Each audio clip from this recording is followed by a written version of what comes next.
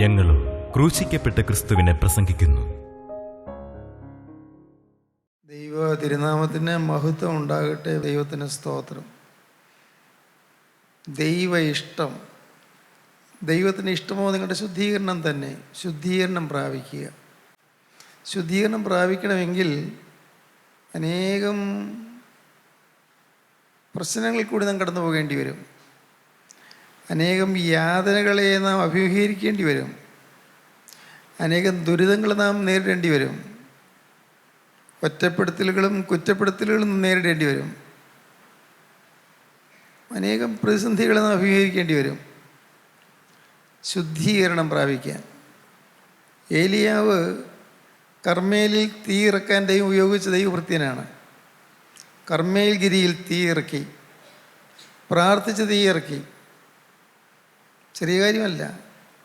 ഏലിയാവ് പ്രാർത്ഥിച്ചു, സ്വർഗത്തിൽ തീ ഇറങ്ങി.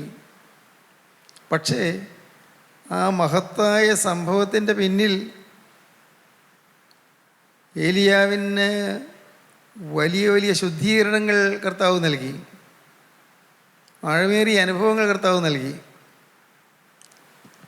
ഏലിയാവിനെ ദൈവം ആഹാബ് രാജാവിൻ്റെ കൊട്ടാരത്തിലേക്ക് പറഞ്ഞയച്ചു. നാം അത് ചിന്തിച്ചതാണ്. കൊട്ടാരത്തിൽ ചെന്ന് ഒരു കൂസലും കൂടാതെ ഞാൻ സേവിച്ച് നിൽക്കുന്ന യഹോവയാണ്, ഞാൻ പറഞ്ഞല്ലാതെ ഈ ആണ്ടുകളിൽ മഞ്ഞും മഴയുണ്ടാകുകയില്ല എന്ന് പറഞ്ഞു. കേട്ടാൽ അഹങ്കാരമാണ് തോന്നും. പക്ഷേ അത് ശക്തമായൊരു മുന്നറിയിപ്പായിരുന്നു. രാജാവിൻ്റെ നേരെയുള്ള ഒരു ശക്തമായ എതിർപ്പായിരുന്നു അത്. രാജാവ് ഭയന്നുപോയി. രാജാവ് ഞെട്ടി. പക്ഷേ അല്പസമയത്തിനകം രാജാവ് സമനില വീണ്ടെടുത്തു. ഏലിയാവിനെ വധിക്കാൻ പടയാളികളെ തെരഞ്ഞു. വഴി ഏലിയാവ് പോയി കഴിഞ്ഞു. രാജാവിനോട് പറയാനുള്ളത് പറഞ്ഞു കഴിഞ്ഞു, പോയി കഴിഞ്ഞു. പിന്നെ ഏലിയാവിനെ കാണുന്നത് കെരീത്ത് തോട്ടിൻ്റെ വക്കിലാണ്, വറ്റുന്ന തോടിൻ്റെ വക്കിൽ. ദൈവത്തിന് സ്തോത്രം. നാട്ടിൽ മഴയില്ല, വെള്ളമില്ല, ജലാശയങ്ങളെല്ലാം വറ്റി വരണ്ടു, കെരീത്തും വറ്റിക്കൊണ്ടിരിക്കുന്നു. പക്ഷേ ഏലിയാവിന് ഭയമില്ല. എന്നെ ഇവിടെ ഇരിക്കാൻ പറഞ്ഞ ദൈവം എനിക്ക് വേണ്ടി കരുതും. ഒരു വലിയ ഉറപ്പ്. ഇവിടെ ഗൗരവമായി നാം ഓർക്കേണ്ട ഒരു കാര്യമുണ്ട്. ശുദ്ധീകരണം പ്രാപിക്കണമെങ്കിൽ, ദൈവകരങ്ങൾ ഉപയോഗിക്കപ്പെടണമെങ്കിൽ നമുക്ക് ദൈവത്തിലൊരു വിശ്വാസം വേണം. ആരാണ് എന്നെ വിളിച്ചത്? ആരുടെ പിറകെയാണ് ഞാൻ പുറപ്പെട്ടത്? നമുക്കൊരു ഉറപ്പ് വേണം. പ്രിയപ്പെട്ടവരെ, ദൈവത്തിന് സ്തോത്രം. ഞാൻ ചിലപ്പോഴെല്ലാം തനിയിരുന്ന് പറയാറുണ്ട്, കർത്താവേ, നീ വിളിച്ചത് കൊണ്ടല്ലേ ഞാൻ പുറപ്പെട്ടത്. ഞാൻ നിന്നെ അന്വേഷിച്ച് പുറപ്പെട്ടതല്ലല്ലോ. നീ എന്നെ പേർ ചൊല്ലി വിളിച്ചത് കൊണ്ടല്ലേ ഞാൻ പുറപ്പെട്ടത്. ദൈവത്തിന് സ്തോത്രം. ഈ ഭൂമിയിൽ ആരും അല്ലല്ലോ എന്നെ വിളിച്ചത്. ഈ ഭൂമിയിൽ ഒരു കൂട്ടായ്മയല്ലല്ലോ എന്നെ വിളിച്ചത്. ഈ ഭൂമിയിലെ ഏതെങ്കിലും ദൈവപൈതലല്ലോ എന്നെ വിളിച്ചത്. ഗോകുൽത്തായിൽ ചൊരിഞ്ഞ നിസ്തുല സ്നേഹമാണല്ലോ എന്നെ വിളിച്ചത്. ഇടയ്ക്കിടയ്ക്കൊക്കെ ഞാനങ്ങനെ പറയും. എന്തിനാണെന്നറിയാമോ? ഞാൻ എന്നെ തന്നെ ഒന്നുകൂടി ഒന്ന് പരുവപ്പെടുത്താൻ. പ്രിയപ്പെട്ടവരെ, നിങ്ങൾ വിശ്വസിക്കൂ, നിങ്ങളെ വിളിച്ച് വേർതിരിച്ചത് കർത്താവായ ക്രിസ്തുവാണ്, ഒരു കൂട്ടായ്മയല്ല, ക്രിസ്ത്യൻ റിവൈവൽ ഫെലോഷിപ്പ് അല്ല. നിങ്ങൾ ശ്രദ്ധിച്ച് കേൾക്കൂ. ഞാൻ എങ്ങനെ തുറന്നു പറയും? എങ്ങനെ തുറന്നു പറയാതിരിക്കും? എൻ്റെ ഹൃദയം തുറക്കട്ടെ. ഞാനല്ല നിങ്ങളെ വിളിച്ചത്. ഞാൻ ആരുമല്ല. നിങ്ങൾ വിശ്വസിക്കൂ പ്രിയപ്പെട്ടവരെ. ഞാൻ നിങ്ങളെപ്പോലെ തന്നെ ബലഹീനനായൊരു മനുഷ്യനാണ്. ഞാനൊരു സാധു മനുഷ്യനാണ്. ഞാൻ നിങ്ങളെ ആരെയും വിളിച്ചില്ല. നിങ്ങളെ വിളിച്ചത് ഗോകുൽത്തായിലെ സ്നേഹമാണ്. നിങ്ങളെ വിളിച്ചത് കാൽവറി ക്രൂശിലെ സ്നേഹമാണ്. ദൈവത്തിന് സ്തോത്രം. ഞാൻ നിങ്ങളുടെ ഒപ്പം ഇരിക്കുന്നൊരു മനുഷ്യനാണ്. ഞാൻ നിങ്ങളിൽ നിന്ന് ഉയർന്നിരിക്കുന്ന ഒരാളല്ല. എനിക്ക് നല്ല ബോധ്യമുള്ളത് കൊണ്ടാണ് ഞാനിത് പറയുന്നത്. ദൈവത്തിന് സ്തോത്രം. പ്രിയപ്പെട്ടവരെ, നിങ്ങൾ വിശ്വസിക്കൂ, ക്രിസ്തുവാണ് നിങ്ങൾ വിളിച്ചത്. അതുകൊണ്ടാണ് അപ്പോസ്തലനായ പൗലോസ് പറഞ്ഞത്, ഞാൻ ആരെ വിശ്വസിക്കുന്നതെന്ന് ഞാൻ അറിയുന്നു, അവൻ എൻ്റെ ഉപനിധിയാ, ദിവസം വരെ സൂക്ഷിപ്പാൻ ശക്തനെന്ന് ഞാൻ ഉറച്ചുമിരിക്കുന്നു. ഉപനിധി എന്ന് വെച്ചാൽ അവൻ്റെ കയ്യിലേക്ക് ഞാൻ ഏൽപ്പിച്ചത്. That it is committed unto his hands. അവൻ്റെ കയ്യിലേക്ക് ഏൽപ്പിച്ചത്. ഞാൻ ആരെ വിശ്വസിക്കുന്നതിന് അറിയുന്നു. എനിക്ക് നല്ല ഉറപ്പുണ്ട് ആരെ വിശ്വസിക്കുന്നു. സ്തോത്രം. ഞാൻ ആരെ വിശ്വസിക്കുന്നതിന് അറിയുന്നു, അവൻ എൻ്റെ ഉപനിധി, ഞാൻ ഏൽപ്പിച്ചത് അവസാനം വരെ സൂക്ഷിപ്പാൻ ശക്തനെന്ന് ഞാൻ ഉറച്ചുമിരിക്കുന്നു. സ്തോത്രം. ഈ ഒരു ഉറപ്പ് നിങ്ങൾക്ക് വേണം. നിങ്ങളുടെ ജീവിതത്തിൽ എന്നും ആ ഉറപ്പുണ്ടായിരിക്കണം. യേശുക്രിസ്തു എന്നെ വിളിച്ചു, യേശുക്രിസ്തു എന്നെ അറിഞ്ഞു, യേശുക്രിസ്തു എന്നെ സ്നേഹിച്ചു, യേശുക്രിസ്തു എന്നെക്കുറിച്ചൊരു പദ്ധതിയുണ്ട്, യേശുക്രിസ്തു എന്നെക്കുറിച്ച് വ്യക്തമായൊരു പ്ലാനുണ്ട്, യേശുക്രിസ്തു എന്നെ വേർതിരിച്ച് വിളിച്ചിരിക്കുന്നു, ഞാൻ അങ്ങനെ യേശുവിൻ്റെ വകയായി തീർന്നിരിക്കുന്നു, ഞാൻ യേശുവിൻ്റെ സ്വന്തം. സ്തോത്രം. പ്രിയപ്പെട്ടവരെ, ഈ ഉറപ്പ് നിങ്ങൾ കിട്ടിക്കഴിഞ്ഞാൽ നിങ്ങൾ ജയിച്ചു. ഒരു വിശ്വാസമാണത്. ഞാൻ യേശുവിൻ്റെ സ്വന്തം, യേശു എന്നെ വിളിച്ചിരിക്കുന്നു, ഞാൻ യേശുവിൻ്റെ വക. സ്തോത്രം. ദൈവത്തിന് സ്തോത്രം. ഏലിയാവിന് ആ പ്രാഗൽഭ്യം ഉണ്ടായിരുന്നു. പ്രവാചകന് നല്ല ഉറപ്പുണ്ടായിരുന്നു. ആരുടെ പേരിലാണ് ഞാൻ പുറപ്പെട്ടിരിക്കുന്നതെന്ന്, ആരുടെ പേരിലാണ് ഞാൻ സംസാരിക്കുന്നതെന്ന്, ആരുടെ പേരിലാണ് ഞാൻ അഹവരാവിൻ്റെ കൊട്ടാരത്തിലേക്ക് ചെന്നതെന്ന്, ആരുടെ പേരിലാണ് ഞാൻ രാജാവിനോട് സംസാരിച്ചതെന്ന് നല്ല ഉറപ്പുണ്ടായിരുന്നു. ആ ഉറപ്പുണ്ടായിരുന്നുകൊണ്ട് ഏലിയാവിന് കൂസലുണ്ടായില്ല. കിരീടത്തിൻ്റെ വക്കിൽ ഒളിച്ചിരിക്കാൻ പറഞ്ഞു, പോയി കുറ്റിക്കാടുകളുടെ മറകിൽ ഒളിച്ചിരുന്നു. യാതന ആയിരുന്നില്ലേ ആ ഇരിപ്പ്? യാതന അറിഞ്ഞതായിരുന്നില്ലേ? എത്ര നാളങ്ങനെ ഇരുന്ന് നമുക്ക് അറിഞ്ഞുകൂടാ. ഒരു തോടിൻ്റെ വക്കിൽ കുറ്റിക്കാടിൻ്റെ മറവിൽ ഒളിച്ചിരിക്കുക. എത്ര നാൾ ആർക്കറിയാം? എന്നാൽ ഇത് തീരുന്നത്? ഇതിനെക്കുറിച്ച് അറിയിപ്പൊന്നുമില്ല. എത്രമാത്രം ഹൃദയഭേദമായൊരു അനുഭവമാണത്. ഏലിയാവ് അത് പുഞ്ചിരിയോടെ സന്തോഷത്തോടെ വഹിച്ചുകൊണ്ട് ഏലിയാവോടെ ഇരുന്നു. പക്ഷേ അവിടെ ഇരിക്കാനല്ല ദൈവം ഏലിയാവിനെ ഉദ്ദേശിച്ചത്. ദൈവം അവിടെ പുറപ്പെടുവിച്ചു. വറ്റുന്ന തോടിൻ്റെ അരികത്ത് നിന്ന് കാക്ക കൊണ്ടുവരുന്ന അപ്പും ഇറച്ചിയും തിന്ന് അങ്ങനെ കാലം പോക്കിയ പ്രവാചകനെ നിത്യനായ ദൈവം കരുണയോടെ കണ്ട് അവിടുന്ന് പുറപ്പെടുവിച്ചു സാരഫാത്തിലേക്ക്. ഓർത്തു നോക്കൂ, സാരഫാത്തിൽ സരത്തയിൽ ആ വിധവയുടെ വീട്ടിലേക്ക് ചെന്നപ്പോൾ വിധവ വിറക് വെറുക്കുന്നു. ഏലിയാവ് ദൈവത്തിൻ്റെ ആത്മാവിൻ്റെ ഒരു പ്രചോദനം, ആത്മാവിൻ്റെ ഒരു പ്രേരണ കിട്ടിക്കാണും. ഇതാണ് എന്നെ അയച്ചിരിക്കുന്ന വിധവ, ഇത് തന്നെയാണ് ഈ വിധവയുടെ അടുക്കലേക്കാണ് എന്നെ അയച്ചതെന്ന് ആത്മാവിൻ്റെ ഒരു ഇൻറ്റ്യൂഷൻ, ആത്മാവിൻ്റെ ഒരു ചോദന ലഭിച്ചിരിക്കണം. അതുകൊണ്ട് ഏലിയാവ് ആ സ്ത്രീ അടുക്കലേക്ക് ചെന്നു. എനിക്ക് കുറച്ച് വെള്ളം കുടിക്കാൻ കിട്ടിയാൽ കൊള്ളായിരുന്നു. ആ സ്ത്രീ വെള്ളം എടുക്കാൻ പോയി. അവൾക്ക് പ്രവാചകനാണെന്ന് അറിയാൻ വയ്യായിരിക്കും, പക്ഷേ അത് നമുക്ക് അറിഞ്ഞുകൂടാ. ഏതായാലും അവൾ ഈ ഒരു സന്യാസിയെപ്പോലെയുള്ള ആ മുഖത്തുള്ളൊരു തേജസ്സോട് കൂടിയ പ്രവാചകനെ കണ്ടപ്പോൾ അവൾക്കനുസരിക്കണമെന്ന് തോന്നി.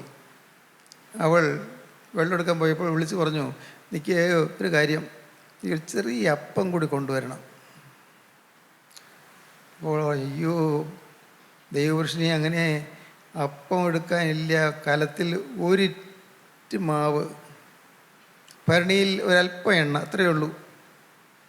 അതുകൊണ്ട് ഒരപ്പം ചുട്ട് ഞാനും മോനും തിന്ന് ഇന്ന് ഉപജീവനം കഴിക്കാനിരിക്കുകയാണ്. ആട്ടെ, സാരമില്ല, ഒരു ചെറിയ അട എനിക്കുണ്ടാക്കിക്കൊണ്ട് വരൂ. ദൈവത്തിന് സ്തോത്രം. വലിയ അർത്ഥമുണ്ട് നിനക്ക് അല്ലേ? ഒരു ചെറിയ അട ദൈവപുരുഷന് വേണ്ടി കൊടുത്താൽ നാട്ടിലെ ക്ഷാമം മാറും. അവൾ ഒരപ്പം ഉണ്ടാക്കി മോൻ്റെ കയ്യിൽ പ്രവാചകന് കൊടുത്തയച്ചു. നോക്കിയപ്പോൾ പിന്നെയും ഉണ്ട് കലത്തിൽ മാവ്, ഭരണിയിലെണ്ണ. ഒന്നുകൂടി ചുട്ടു, പിന്നെയും ഉണ്ട്, ഒന്നുകൂടി ചുട്ടു. പ്രവാചകന് വയറ് നിറയെ കൊടുത്തു. അവളും മോനും തിന്നു, വിശപ്പ് മാറി. പിന്നെയും ഉണ്ട്, പിന്നെയും അട ചുട്ടു, അടുത്ത വീട്ടിൽ കൊടുത്തയച്ചു. അയൽപക്കത്തേക്ക് കൊടുത്തയച്ചു, പിന്നെയും ഉണ്ട്. ആ ഭരണിയിലെ എണ്ണ കുറഞ്ഞില്ല, ആ കലത്തിലെ മാവ് കുറഞ്ഞില്ല. ദൈവത്തിന് സ്തോത്രം. ദൈവപുരുഷന് വേണ്ടി കൊടുത്താൽ കലത്തിലെ മാവ് കുറയുകയില്ല, ഭരണിയിലെ എണ്ണ വറ്റുകയില്ല. ദൈവത്തിന് സ്തോത്രം, ദൈവത്തിന് സ്തോത്രം, ദൈവത്തിന് സ്തോത്രം. ഞാൻ നിങ്ങളോട് പറഞ്ഞിട്ടുണ്ടല്ലോ, ഞങ്ങളുടെ ഇടവക പള്ളിയിൽ വരുന്ന സുവിശേഷകന്മാരെ അമ്മ ഇവിടെ ക്ഷണിച്ചുകൊണ്ട് വരാറുണ്ട്. അവർക്ക് ആഹാരം കൊടുക്കാറുണ്ട്. അവരിൽ ചിലരോട് താമസിപ്പിക്കാറുണ്ട്. പിന്നീട് സുവിശേഷകനായ ഒരു ദൈവദാസൻ ആഴ്ചകളല്ല മാസങ്ങളിലൂടെ താമസിക്കാൻ സൗകര്യം കൊടുത്തു. ദൈവത്തിന് സ്തോത്രം. അന്ന് ഇത്രത്തോളം സൗകര്യമൊന്നും വീട്ടിലില്ല. പക്ഷേ ഭാഗ്യവശാൽ ഔട്ട് ഹൗസിൽ ഒരു നല്ല മുറി ഉണ്ടായിരുന്നു. ആ മുറി അദ്ദേഹത്തിന് കൊടുത്തു. അദ്ദേഹം ഇവിടെ താമസിച്ചു. അദ്ദേഹം സുവിശേഷകരയ്ക്ക് വേണ്ടി പോവും. ചിലപ്പോൾ 2-3 ദിവസം കഴിഞ്ഞ് വരും, ഇവിടെ തന്നെ താമസിക്കും. പിന്നെയും പോവും, ചിലപ്പോൾ അന്ന് തന്നെ മടങ്ങി വരും. ദൈവത്തിന് സ്തോത്രം. സുൽത്താൻ ബത്തേരിയിലെ സുപ്രസിദ്ധനായ നൂർനാലച്ചൻ്റെ ഭാര്യയുടെ കൊച്ചപ്പനാണ്, ഭാര്യയുടെ അപ്പൻ്റെ അനിയനാണ് അദ്ദേഹം. ഇന്നും കിരാനായ സഭയിലെ റവറൻ ഡോക്ടർ A.T. എബ്രഹാച്ചൻ്റെ അപ്പൻ്റെ അനുജനാണ് ഈ പറഞ്ഞ A.K. Abraham sir. ഇവിടെ വന്ന് താമസിച്ചു, സുവിശേഷ വേലയാണ്. എന്നോട് പറഞ്ഞു, യോഹന്നാൻ സാറേ, എനിക്ക് ഇവിടെ താമസിക്കാൻ സൗകര്യം തരാമെങ്കിൽ എനിക്ക് ഈ പ്രദേശങ്ങളിലൊക്കെ നടന്ന് ഓരോ വീട് കയറി സുവിശേഷ വേല ചെയ്യണം. എനിക്ക് വലിയ സന്തോഷമായിരുന്നു. കാരണം ഞാനന്ന് മനസ്സപ്പെട്ടിരുന്നല്ലോ, കർത്താവിൻ്റെ വേല നടക്കണമെന്ന് എനിക്ക് ആഗ്രഹമുണ്ട്. ഞാൻ അന്ന് എന്നും ഞാൻ കോളേജിൽ പോവും, പക്ഷേ അദ്ദേഹം സുവിശേഷത്തിലേക്ക് വേണ്ടി പോകും. വൈകുന്നേരം ഞങ്ങൾ ഒരുമിച്ച് കൂടും, ഒരുമിച്ച് പ്രാർത്ഥിക്കും. അങ്ങനെ കഴിഞ്ഞ കാലങ്ങൾ ഞാൻ ഓർക്കുന്നു. ദൈവത്തിന് സ്തോത്രം. അദ്ദേഹം കടുപ്പിലായ സമയത്ത് അദ്ദേഹത്തെ കാണാൻ ഞാൻ മീനങ്ങാടിയിൽ പോയി. അദ്ദേഹത്തെ പോയി കണ്ട് പ്രാർത്ഥിച്ചത് എനിക്ക് ഓർമ്മയുണ്ട്. ദൈവത്തിന് സ്തോത്രം. സുവിശേഷകന്മാരെ സ്വീകരിക്കുകയും അവരെ സൽക്കരിക്കുകയും ചെയ്യുന്നത്, അത് ദൈവനാമത്തെ അങ്ങ് ചെയ്യുന്നത് അനുഗ്രഹമാണ്, വേറെ ആരെയും ബോധിപ്പിക്കാനല്ല. ക്രിസ്തുവിനുള്ളതായി സ്നേഹത്തെ പ്രതി അങ്ങനെ ചെയ്യുന്ന അനുഗ്രഹമാണ്. ഏതായാലും ഈ സരത്തയിലെ വിധവയുടെ ഭവനത്തിൽ വന്ന ആ ദൈവപുരുഷൻ ഏലിയാവിന് ആഹാരം കൊടുത്തതുകൊണ്ട് ആ ദേശത്തിലെ ക്ഷാമം മാറി. ദേശത്തെ എല്ലാ വീടുകളിലും അപ്പം ചെന്നു, അവിടെ ആഹാരം ഉണ്ടായി. ഈ വിധവ കൊടുത്തയച്ച ആഹാരം കൊണ്ട് വീടുകളെല്ലാം സമൃദ്ധിയോടെ ആഹാരം ഭക്ഷിച്ചു. ദൈവത്തിന് സ്തോത്രം. പ്രവാചകൻ ഇതെല്ലാം കാണുന്നുണ്ട്. പക്ഷേ പ്രവാചകൻ ആ വീട്ടിൽ ഒളിച്ച് പാർക്കുകയാണ്. വീട്ടിലെ മുകളിലെ നിലയിലൊരു മുറിയുണ്ട്. പുറത്തിറങ്ങാൻ വയ്യല്ലോ, ആഹാവ് പിടിച്ചാലോ. ഒരു വിധവയായ സ്ത്രീയുടെ വീട്ടിൽ ഈ പ്രവാചകൻ വേറെ ആരും അറിയാതെ താമസിക്കുന്നു. ആരെങ്കിലും അറിഞ്ഞാൽ എന്തെല്ലാം ആളുകൾ പറയും, എന്തെല്ലാം കഥകളുണ്ടാകും, ഏതെല്ലാം തരത്തിലുള്ളതായ കഥകൾ പ്രചരിക്കും. പക്ഷേ പ്രവാചകന് ഭയമില്ല, കാരണം പ്രവാചകൻ്റെ ഉള്ളം ശുദ്ധമാണല്ലോ. എങ്കിലും പ്രവാചകൻ അവിടെ ഒളിച്ചു പാർത്തു. അങ്ങനെ ഇരിക്കെ അവിടെ ഒരു അപകടം ഉണ്ടായി. എന്താണ് ഉണ്ടായ അപകടം? ആ വിധവയുടെ മകന് രോഗമായി. സാരമില്ലതാ ഓർത്തത്. പക്ഷേ ആ മകൻ്റെ രോഗം മൂർച്ഛിച്ചു. ആ ബാലകൻ മരിച്ചു. ദൈവത്തിൻ്റെ വേലക്കാരന് ഭക്ഷണം കൊടുത്തു, ദൈവത്തിൻ്റെ ശുശ്രൂഷകനെ വീട്ടിൽ സ്വീകരിച്ചു. പിന്നെ എന്താണ് അവിടെ അത് വന്നത്? ചോദ്യം വരാം. കാരണം ദൈവത്തിൻ്റെ വേലക്കാരൻ താമസിക്കുന്ന ഭവനത്തിൽ എന്താണ് മരണം? ദൈവവേലക്കാരന് ഭക്ഷണം കൊടുത്ത ഭവനത്തിൽ എന്താണ് മരണം? ദൈവത്തിന് സ്തോത്രം. ശുദ്ധീകരണത്തിൻ്റെ പടവുകളാണ് ഞാൻ ഈ പറഞ്ഞു വരുന്നത്. ശുദ്ധീകരണം പ്രാപിക്കുകയാണ്. ദൈവത്തിന് സ്തോത്രം. അത്ഭുതം. ആ സ്ത്രീ പ്രവാചകനോട് പറഞ്ഞു, എൻ്റെ പാവം ഓർപ്പിക്കാനാണോ നിങ്ങൾ ഈ ഭവനത്തിൽ വന്നത്? എൻ്റെ കുഞ്ഞിനെ കൊല്ലാനാണോ നിങ്ങൾ വന്നത്? ആ വാക്യം വെച്ച്. അപ്പോൾ അവൾ ഏലിയാവോട്, അയ്യോ ദൈവപുരുഷനെ, എനിക്കും നിനക്കും തമ്മിൽ എന്ത്?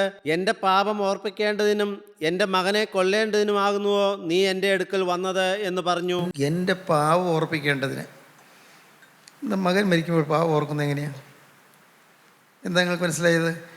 മകൻ മരിക്കുന്നു, അപ്പോൾ പാവം ഓർക്കാൻ വരണ ഇടയാകുന്നത് എങ്ങനെയാണ്? ഈ സ്ത്രീ വിധവയാണ്. ഭർത്താവ് മരിച്ചുപോയ സ്ത്രീയാണ്. ഭർത്താവ് മരിച്ചുപോയ സ്ത്രീ എൻ്റെ പാവം ഓർപ്പിക്കണമെന്ന് പറഞ്ഞാൽ അതിൻ്റെ അർത്ഥം ആ സ്ത്രീ ഭർത്താവ് മരിച്ചതിന് ശേഷം പ്രസവിച്ചൊരു മകനാണ് ഈ കുഞ്ഞ് എന്നതിൻ്റെ അർത്ഥം.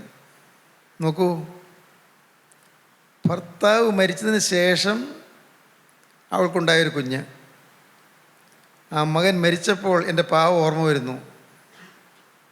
ദൈവത്തിന് സ്തോത്രം. പ്രവാചകൻ ആ ബാലകൻ്റെ ഡെഡ് ബോഡി എടുത്തുകൊണ്ട് താൻ കിടക്കുന്ന മുകളിലത്തെ മുറിയിലേക്ക് കൊണ്ടുപോയി താൻ കിടക്കുന്ന കട്ടിലിന്മേൽ കിടത്തി പ്രവാചകൻ ദൈവത്തോട് പ്രാർത്ഥിച്ചു.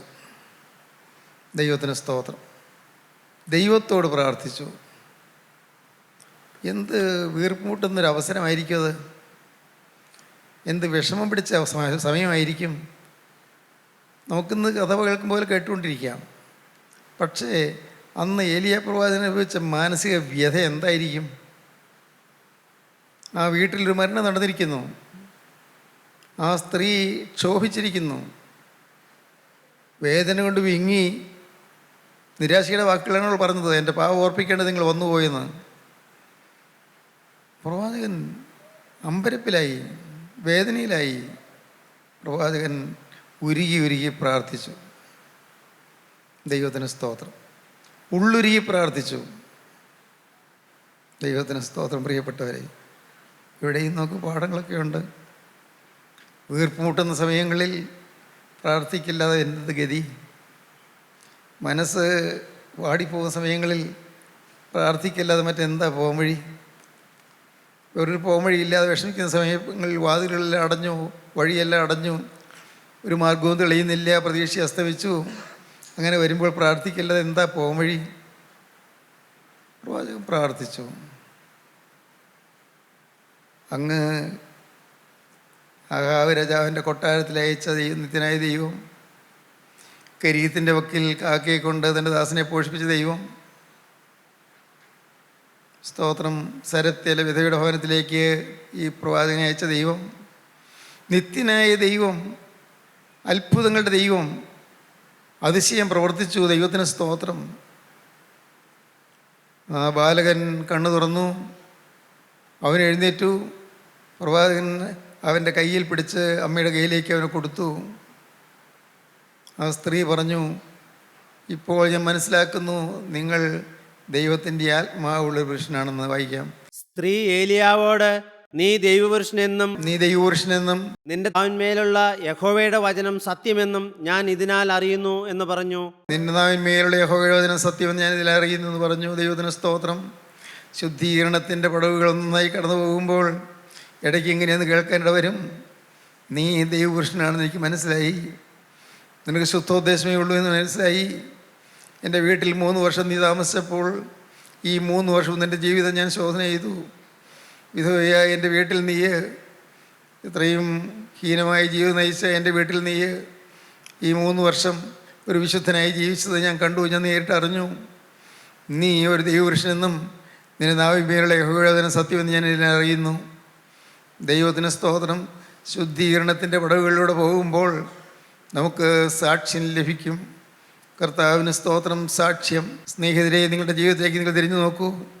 സാക്ഷ്യമുള്ള ജീവിതമാണോ നയിക്കുന്നത്? നിങ്ങളെ കാണുന്നവർ നീ ഒരു ദൈവപുരുഷനാണെന്ന് നമ്മെക്കുറിച്ച് പറയുമോ? അല്ല, ഉള്ളിൽ ചിന്തിക്കുമോ? പറഞ്ഞില്ലെങ്കിൽ ചിന്തിക്കുമോ? സാക്ഷാൽ ദൈവപുരുഷനാണ്, സാക്ഷാൽ ദൈവാത്മാവുള്ള ദൈവപുരുഷനാണ് എന്ന് നമ്മെക്കുറിച്ച് പറയുമോ? ചിന്തിക്കുമോ? നമ്മുടെ ജീവിതത്തിൻ്റെ ചിന്താഗതികളും നമ്മുടെ ചെയ്തികളും എല്ലാം കാണുന്ന അനേകം ആളുകളുണ്ടല്ലോ. നമ്മുടെ കൂടെ ജോലി ചെയ്യുന്നവരുണ്ടല്ലോ, നമ്മുടെ കൂടെ പഠിച്ചവരുണ്ടല്ലോ, നമ്മുടെ കൂടെ പഠിപ്പിച്ചവരുണ്ടല്ലോ, നമ്മുടെ കൂടെ യാത്ര ചെയ്തവരുണ്ടല്ലോ, നിത്യേന യാത്ര ചെയ്തവരുണ്ടല്ലോ. നമ്മുടെ ഓരോരുത്തരെയും ജീവിതം നോക്കിയിട്ട് സാക്ഷാൽ ദൈവപുരുഷനാണ് എന്ന് നമ്മെ നോക്കി പറയുമോ? സാക്ഷാൽ ദൈവപുരുഷൻ, ദൈവത്തിൻ്റെ ആത്മാവുള്ള ദൈവപുരുഷനെന്ന് നമ്മെക്കുറിച്ച് പറയുമോ? ഇല്ലെങ്കിൽ നഷ്ടമാണ്. സാക്ഷ്യ ജീവിതം. വിശുദ്ധിയുടെ പടവുകളിലൂടെ പോകുമ്പോൾ, ശുദ്ധീകരണത്തിൻ്റെ വഴികൾ തേടുമ്പോൾ ഇതുപോലുള്ളതായ സാക്ഷി നമുക്ക് ലഭിക്കും. ദൈവത്തിന് സ്തോത്രം. സാക്ഷ്യം നമുക്ക് ലഭിക്കണം. മറ്റുള്ളവരിൽ നിന്നൊരു സാക്ഷ്യം ലഭിക്കണം. മറ്റുള്ളവരുടെ മുമ്പിൽ നമുക്ക് ഒരു സുഗന്ധവാസനയായി നിൽക്കണം. തീത്തോസിൻ ലേഖനം, വിരോധി നമ്മെക്കൊണ്ട് ഒരു തിന്മയും പറവാൻ വകയില്ലാതെ ലജ്ജിക്കേണ്ടതിന് നിന്നെ തന്നെ സകലത്തിലും സകലപ്രവർത്തികൾക്കും മാതൃകയാക്കി കാണിക്കുക. വായിക്കാം. വിരോധി നമ്മെക്കൊണ്ട് ഒരു തിന്മയും പറവാൻ വകയില്ലാതെ ലജ്ജിക്കേണ്ടതിന് സകലത്തിലും നിന്നെ തന്നെ സൽപ്രവർത്തികൾക്ക് മാതൃകയാക്കി കാണിക്കുക. വിരോധി നമ്മെക്കൊണ്ടൊരു തിന്മയും പറവാൻ വകയില്ലാതെ ലജ്ജിക്കേണ്ടതിന് സകലത്തിലും നിന്നെ തന്നെ സകല സൽപ്രവർത്തികൾക്കും മാതൃകയാക്കി കാണിക്കുക. തീമോഥെയോസിന് എഴുതിയ 1-ാമത്തെ ലേഖനം 4-ാം അധ്യായത്തിൽ അപ്പോസ്തലനായ പൗലോസ് പറയും, വാക്കിലും നടപ്പിലും സ്നേഹത്തിലും വിശ്വാസത്തിലും നിർമ്മലതയിലും വിശ്വാസികൾക്ക് മാതൃകയായിരിക്കുക. വിശ്വാസികൾക്ക് മാതൃകയായിരിക്കണം. വിരോധിക്കും തിന്മ പറയാൻ വകയില്ലാതെ നിൽക്കണം. അതാണ് സാക്ഷി ജീവിതം. വിശ്വാസത്തിൽ നാം മാതൃകയായിരിക്കണം. വാക്കിലും നടപ്പിലും സ്നേഹത്തിലും വിശ്വാസത്തിലും നിർമ്മലതയിലും വിശ്വാസികൾക്ക് മാതൃകയാക്കി നിങ്ങളെ തന്നെ കാണിക്കുക. ആരും നിന്റെ യൗവനം തുച്ഛീകരിക്കരുത്. ആരും നിന്റെ യൗവനം തുച്ഛീകരിക്കരുത്. വാക്കിലും നടപ്പിലും സ്നേഹത്തിലും വിശ്വാസത്തിലും നിർമ്മലതയിലും വിശ്വാസികൾക്ക് മാതൃകയായിരിക്കുക. എല്ലാ വിശ്വാസികൾക്ക് മാതൃക കാണിക്കുക. ദൈവത്തിന് സ്തോത്രം. മാതൃകയാക്കി കാണിക്കണം. പ്രിയപ്പെട്ടവരെ, വിശുദ്ധീകരണം പ്രാപിക്കുന്ന നമ്മുടെ ജീവിതത്തിൻ്റെ അനുഭവ സമ്പത്ത് അത് സാക്ഷി ജീവിതമാണ്. സാക്ഷി ജീവിതം. നിങ്ങളിന്നത് കേട്ടുകൊണ്ടിരിക്കുമ്പോൾ നിങ്ങൾ തിരിഞ്ഞ് ചിന്തിക്കണം, ഒരു സാക്ഷി ജീവിതം ഞാൻ നയിക്കുന്നുണ്ടോ? എന്നെ എപ്പോഴും കാണുന്ന എൻ്റെ ഭാര്യ എന്നെക്കുറിച്ച് എന്താണ് ചിന്തിക്കുന്നത്? എൻ്റെ മനോഭാവത്തെക്കുറിച്ച് എന്താണ് അവളുടെ അഭിപ്രായം? എൻ്റെ ഭർത്താവിന് എന്നെക്കുറിച്ച് എന്താണ് അഭിപ്രായം? എപ്പോഴും എന്നെ കാണുന്ന എൻ്റെ ഭർത്താവ്, എൻ്റെ മക്കൾക്ക് എന്നെക്കുറിച്ച് എന്താണ് പറയാനുള്ളത്? എൻ്റെ മാതാപിതാക്കൾക്ക് എന്നെക്കുറിച്ച് എന്താണ് പറയാനുള്ളത്? ദൈവത്തിന് സ്തോത്രം. എപ്പോഴും എൻ്റെ കൂടെ ജോലി ചെയ്യുന്നവർക്ക് എന്നെക്കുറിച്ച് എന്താണ് പറയാനുള്ളത്? അവരുടെ മുമ്പിൽ ഞാനൊരു വിശുദ്ധനായി കാണപ്പെടുന്നുണ്ടോ? വാക്കിലും നടപ്പിലും സ്നേഹത്തിലും വിശ്വാസത്തിലും നിർമ്മലതയിലും വിശ്വാസികൾക്ക് മാതൃകയായി ഞാൻ ജീവിക്കുന്നുണ്ടോ? ദൈവത്തിന് സ്തോത്രം. മാതൃകാ ജീവിതം. ക്രിസ്തീയ ജീവിതം മാതൃകാ ജീവിതമാണ്. ക്രിസ്തീയ ജീവിതം സാക്ഷി ജീവിതമാണ്. ക്രിസ്തീയ ജീവിതം അനുഗ്രഹീത ജീവിതമാണ്. ക്രിസ്തീയ ജീവിതം അനേകരെ സ്വാധീനിക്കുന്ന ജീവിതമാണ്. അനേകരുടെ ജീവിതത്തിൽ സാധുവായ മൂല്യങ്ങൾ നൽകുന്ന ജീവിതമാണ്. അനേകരെ ആകർഷിക്കുന്ന ജീവിതമാണ്. അനേക രക്ഷയിലേക്ക് ആനയിക്കുന്ന ജീവിതമാണ്. അനേകരെ ക്രൂസിലേക്ക് അടുപ്പിക്കുന്ന ജീവിതമാണ്. ക്രിസ്തീയ ജീവിതം അനേകരെ ക്രൂസിൽ രക്ഷ കാണിച്ചു കൊടുക്കുന്ന ജീവിതമാണ്. അനേകർക്ക് ആശ്വാസം നൽകുന്ന ജീവിതമാണ്. ഈ ക്രിസ്തീയ ജീവിതത്തിൻ്റെ മൗലികമായ അനുഭവത്തിലേക്ക് ഇന്ന് കർത്താവ് നിങ്ങളെ ക്ഷണിക്കുന്നു. കർത്താവിന് സ്തോത്രം. ഇപ്പോൾ കർത്താവേ, നിൻ്റെ തിരക്തത്തിൻ്റെ ഒരു തുള്ളി എൻ്റെ നെറ്റിമേൽ പതിയണമേ. കർത്താവേ, ഇതിൻ്റെ ആണിപ്പാടുള്ള കരം എൻ്റെ തലമേൽ വയ്ക്കണമേ. എന്നെ സ്നേഹിക്കുന്ന യേശുവേ, എനിക്ക് വേണ്ടി ജീവൻ വെടിഞ്ഞ യേശുവേ, എനിക്ക് വേണ്ടി ക്രൂസിൽ വെച്ച രക്ഷക, നിൻ്റെ കരങ്ങളിലേക്ക് എൻ്റെ ഭാവി ഞാനിതാ ഏൽപ്പിച്ചു തരുന്നു. എന്നെ അനുഗ്രഹിക്കണമേ. എന്നോട് മനസ്സറിയണമേ. എന്നെ കാവൽ ചെയ്യണമേ. തിരക്തത്താൽ വലയം ചെയ്യണമേ. ദുഷ്ടപ്പിശാച് തൊടാതെ വണ്ണം തിരക്തത്താൽ എന്നെ ആവരണം ചെയ്യണമേ. പ്രാർത്ഥിക്കൂ. ദൈവത്തിന് സ്തോത്രം. നമുക്ക് പ്രാർത്ഥിക്കാം. കാരുണ്യവാനായ ഞങ്ങളുടെ സ്വർഗീയ പിതാവേ, ഈ മനോഹരമായ ദിവസത്തിനായി ഞങ്ങൾ നിന്നെ സ്തുതിക്കുന്നു. ഞങ്ങൾ നിന്നെ സ്തോത്രം ചെയ്യുന്നു. അപ്പോൾ ഈ മക്കളെയെല്ലാം കൂട്ടിവരുത്തിയതിനായി സ്തോത്രം.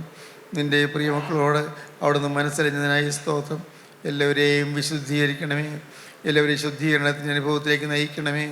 ആളത്ത് മുഴുവനായി കഴുകപ്പെടുന്ന മഹാഭാഗ്യം എല്ലാവർക്കും നൽകണമേ. കർത്താവിയുടെ 2ാമത്തെ വരവിന് വേണ്ടി എല്ലാവരെയും വിശുദ്ധരാക്കി ഒരുക്കണമേ. തിരുനാമം മഹത്വപ്പെടുത്തണമേ. യേശു ക്രിസ്തുവിൻ്റെ രാജകീയ നാമത്തിൽ പ്രാർത്ഥിക്കുന്ന കൃപയോടെ കേൾക്കണമേ. ആമീൻ.